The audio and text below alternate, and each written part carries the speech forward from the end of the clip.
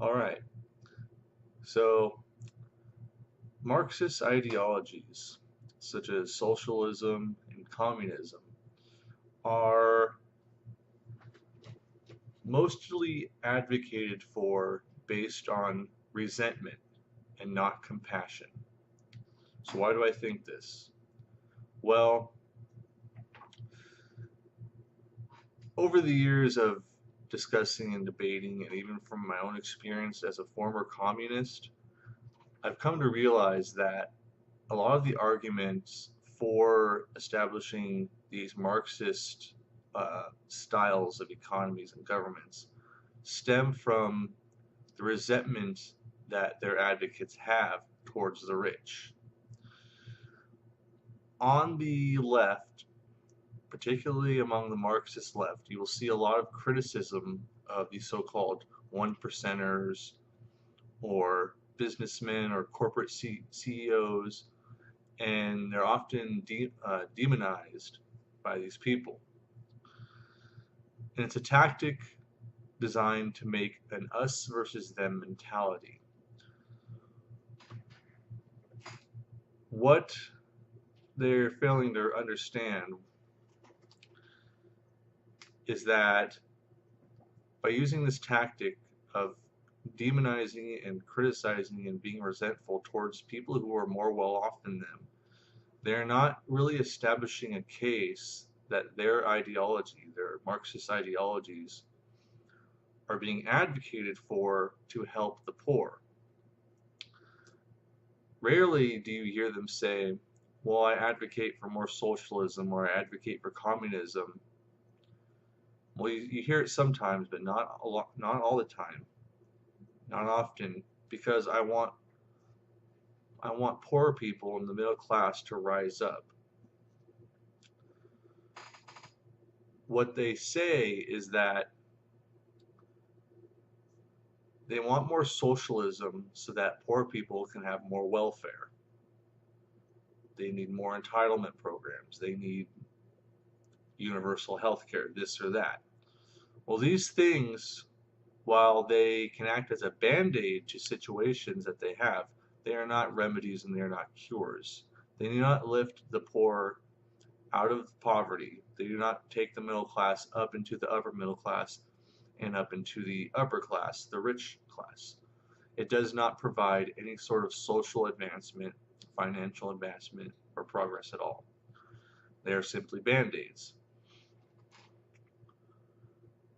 That is why capitalism is a better choice.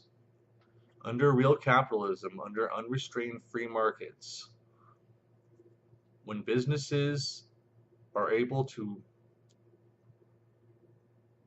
keep as much money as possible, they can reinvest in their company. It's all about competition. Competition is what drives innovation. Innovation is what creates jobs, and jobs is what creates prosperity. What poor people need, they don't need more welfare, they don't need more Marxist ideology. They need well-paying jobs. They need businesses that have incentivized themselves to provide these well-paying jobs through innovation. When a company is taxed, no matter how much it is to their detriment. It hampers investment and innovation.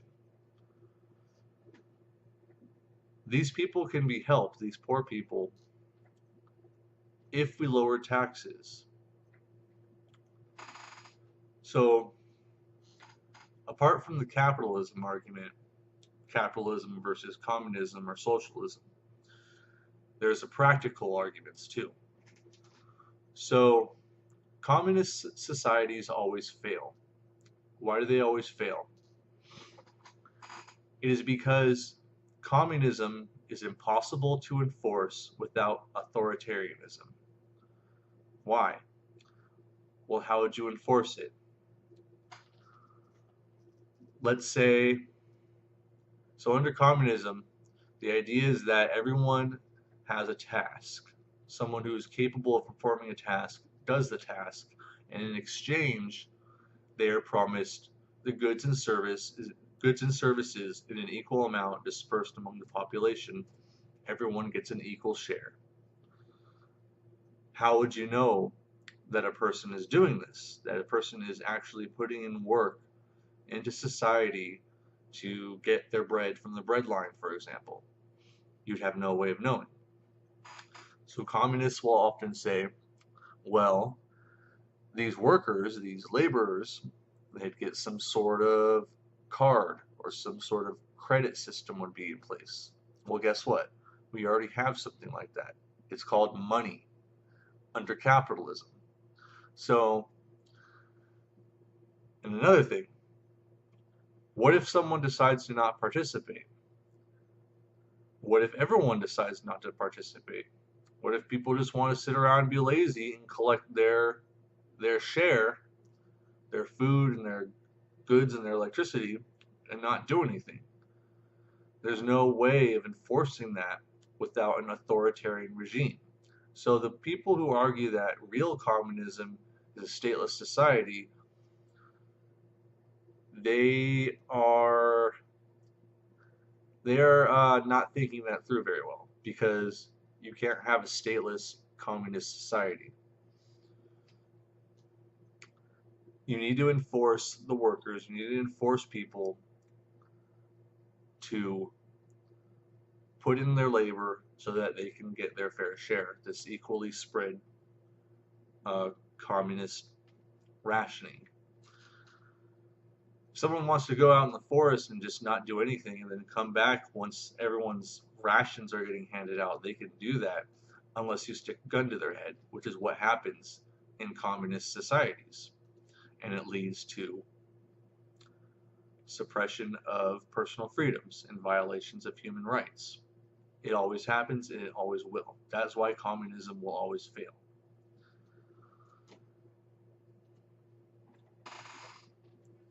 It's also unsustainable, because once you give the government a little bit of power, which is what happens under communism, you start saying the government can control this, they want more and more.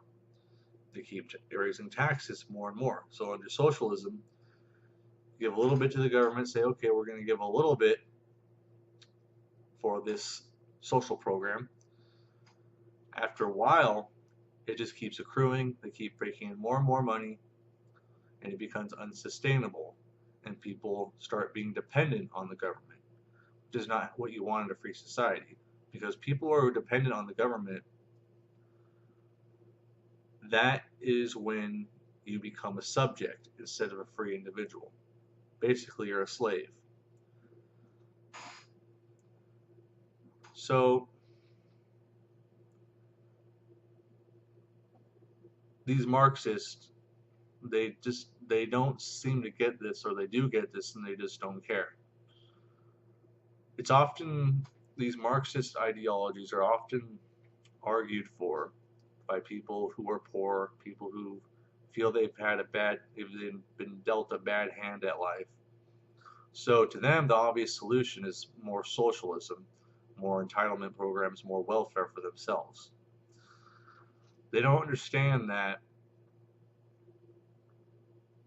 especially compared to some of the more third world countries, people in the West have it pretty well off. So people who are in the poverty brackets, the technical poverty brackets, a lot of them are much more well off than people 100 years ago.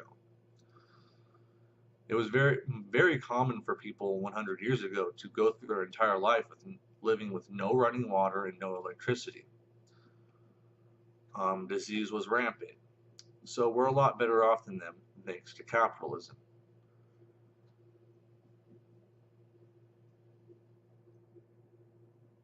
Almost everything you see in Western society that we benefit from, technology, medicine, all these things that improved our lives, were the result of capitalism. And the government coming in and saying, well, you make too much money, which is another thing that these Marxists often say. They say all these rich people, these one percenters, they just make too much money, and that's not fair. It's their money. these business owners are taking huge risks, huge financial risks. A lot of them are taking out loans to start their company. And once they start turning a profit, which often doesn't happen for a few years when they start a company, it's their right to it's their right to take their money and reward themselves for the time and the sacrifices they made to build that company. You as an employee, an entry-level employee, is not making much of a sacrifice to be employed by them. You're sacrificing time, yeah, but it's a privilege to work for a person. It's a privilege to be able to do a task for monetary compensation. And are some people underpaid? Yes, some people are underpaid. But the beauty of capitalism is choice. In a true free market economy that's unhampered by the federal government, by any government, there is diversity in the market. If you don't like working for one employer, there's other employers you can work for. In true free market capitalism, the common worker, even the lowliest of worker, has a competitive edge. They can gain experience, gain education, gain technical skills that sets them apart from their competitors and compete for these jobs, which is how it should be. And employers want the best people for their jobs. And that's exactly how it should be. So, in a way, capitalism is the perfect system. It puts people in their place. People who want to work hard, people who are smart, even if they're not smart, they could educate themselves, learn technical skills, they will advance and they will see prosperity in their life. People who are lazy, people who are dumb and wish to remain dumb and think that they don't need to learn things, they don't need to be educated, they should just be given a good job, they will suffer. And it's not like I don't feel bad for them. I have empathy, but it's really their own fault. And under capitalism, it puts them in their place. So yeah, Marxist ideology is a failed ideology. Socialism has failed. Communism has really failed. And like I said, communism cannot be enforced without authoritarian regime. People will always fall back to human nature. They will always develop some sort of pseudo-capitalism amongst the communist society because it's a much more efficient way of doing things, logistically speaking. Capitalism is the superior ideology. I just wanted to make a little video about that and my thoughts because I used to be a communist. I used to thought it was the greatest thing and it was the answer to all of the world's problems because those damn 1%ers taking all my money. And I realized that capitalism is preferable and that I feel a lot more proud